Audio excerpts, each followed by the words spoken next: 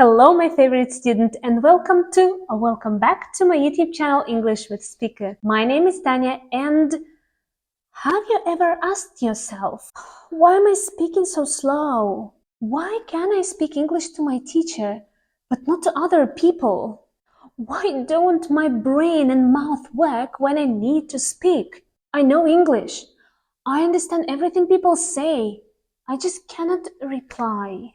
Well, my friend, you need to work on your fluency. Fluency. Develop your speaking skills for fluency. And in this video, we are going to learn how you can do so. But first, what is fluency? Fluency is the ability to write or speak a language easily, quickly, and well, without having to stop or pause a lot. For fluency, you need two things to work well. The first one is your mouth. You need to know how the words are pronounced. You need to know the intonation, the rhythm, all that jazz. And your brain, because it generates the words you say. That's why the first thing that you need to do is to make it easy for your brain to produce the words you need or want to say. Most of the students tend to note down and remember the words separately, like this: house, casa; chess, ajedrez; beach, playa. But in the moment of speaking, when you want to say a sentence, your brain will have to think harder, thinking, what verb, preposition, article do I need to put there right now? Which, as a consequence, will slow you down. You will not be fluent, and it may even scare you off. And we don't want that. Write down your words in phrases and chunks like this: inside the house, tanto en casa; play chess, jugar el ajedrez; go to the beach, ir a la playa. Or you may even remember the sentences, but remember them in this way. Imagine somebody asks you, when are you going to Italy? And we are working on the verbs hope and depend. When talking about the future, we usually use present tenses after hope and depend, that is present simple and present continuous.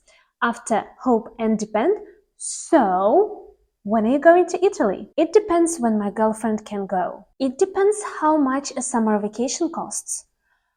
Probably in autumn. I hope I get some time off in July. Now use the same sentence beginnings and come up with your examples. I will give you some time.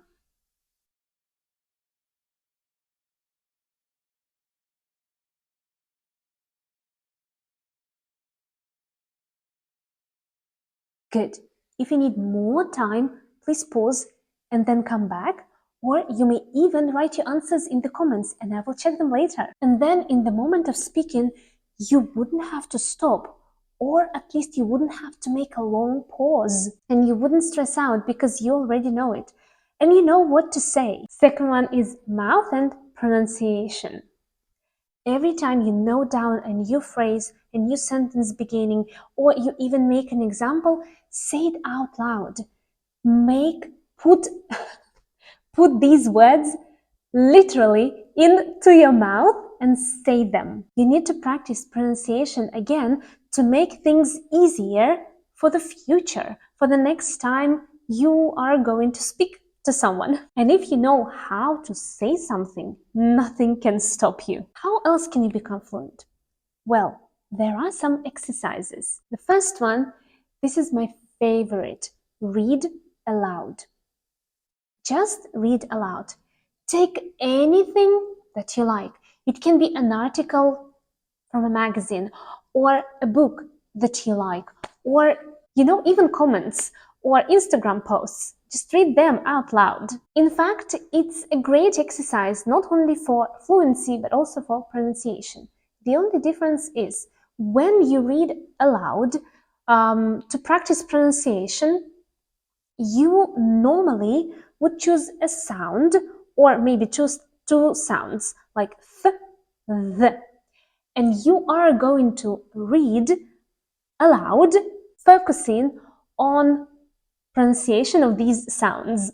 And if you read out loud for pronunciation, there is no need to do it fast because we are working on pronunciation. But If you read out loud for fluency, to develop fluency, that means that you need to read as fast as you can. Of course, don't forget about accuracy. You still need to pronounce the words correctly. But the main focus is on how fast you can do it. Eventually, you may even set a timer and compare your results. This will help you to get used to your voice because our voices change from language to language. I think I'm speaking 4 languages, and in every language I'm different. I think I even get a different personality. So yeah, reading aloud helps you to get used to your voice and the speed. The second method is called rubber duck. Rubber duck, yes. As simple as it may sound. To be honest, this is a problem-solving method. I think it was stolen from some IT guy who couldn't, if I'm not mistaken, I may be lying, but this is the story that I remember. So there was an IT guy who needed to solve a problem, but he couldn't. So he had this rubber duck and he started speaking out loud and telling the problem to this duck. And eventually he solved the problem. But as an English speaking exercise, you may use it as follows. Well, it doesn't have to be a rubber duck. Basically, it doesn't have to be any rubber toy. You can take a plushie if you have and tell about your day. Yeah. Or tell the story that you heard. Or tell about your plans. Tell about your worries. Share everything that you would like to share, but don't stop. Don't think if you make any mistakes, just speak. Continue speaking. And 2 amazing points that come out of this method are rubber ducks or plushes don't go away. They don't talk back. They just sit there and listen to you. And the second is it helps with anxiety of speaking. And I'm familiar with that. I know how hard it can be. I sometimes think that I'm a socially awkward person because it's hard for me to talk to new people. And sometimes it's even hard for me to talk to people that I have already met. Of course, not like my family and close friends, but you know, when you go to the parties. So, and when you speak a different language and to many, many people, on the one hand, it broadens your horizons so much, but on the other, it may shut you down a bit. So a rubber duck or a plushie can help you. But I actually talk to my dogs all the time. Even when we are walking, I talk to them. But it's okay. I think people find it okay. But now, living in Hungary, I do speak English more. But I'm learning Hungarian, so I'm pushing myself towards speaking Hungarian as much as I can. Even though, you know, I use 25% of Hungarian words and like 75 of English, it's already a progress for me. And every Saturday I go to the market and I try speaking my Hungarian, and I'm so grateful to all the people who work at this market because they are so patient with me. They actually teach me and they help me. So that's the third exercise, and that is actually a task for you. There is no other way to start speaking English and to start speaking English fluently rather than speaking it. You need to start speaking the language you are learning. I know that it's difficult, and I know that you may feel like people are judging you.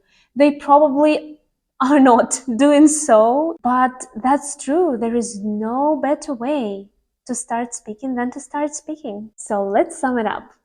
Remember the words in chunks and phrases. Practice pronunciation. Read aloud. Talk to a rubber duck or plushie or a dog or a cat, a bird, a hamster. I don't know what you have.